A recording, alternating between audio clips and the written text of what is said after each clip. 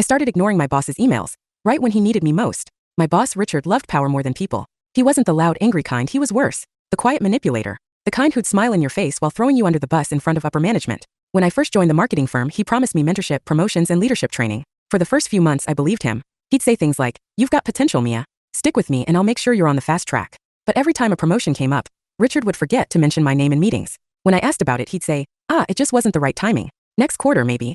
Next quarter turned into next year. Meanwhile, he used my ideas, my research, and even my entire campaigns, then took credit for them in board meetings. Once, I overheard him say to another manager, "Mia's great at execution, but not really leadership material." That one sentence hit harder than any insult ever could, but I kept quiet. I needed the job. Then came the breaking point. I'd worked for 3 straight weekends on a huge client pitch, a campaign that could have doubled the company's revenue. Richard presented it as his idea. When the CEO congratulated him, he said, "I couldn't have done it without my assistant, Mia." Assistant. I was a senior strategist. I went to HR.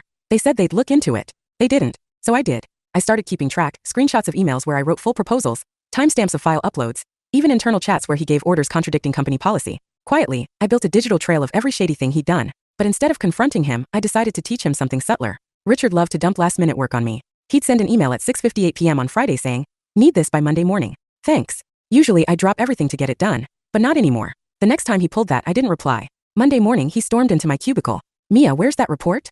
I looked up calmly. "Oh, sorry. I didn't see the email until this morning. You sent it after hours." He blinked. "You've never had a problem checking your email before." I smiled. "I'm respecting company policy about work-life balance. You've mentioned how important that is."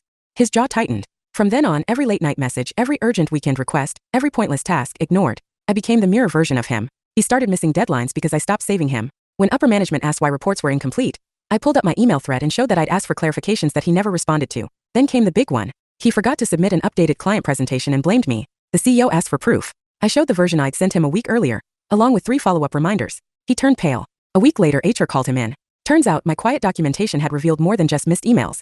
It showed financial misreporting, fake overtime claims, and unethical delegation. They accepted his resignation that Friday. 2 months later, I got promoted to his position. When I moved into his old office, I found a sticky note under the keyboard that said, "Don't forget who you work for." I smiled, crumpled it, and tossed it in the trash. "Trust me," I whispered. "I won't." Follow for more.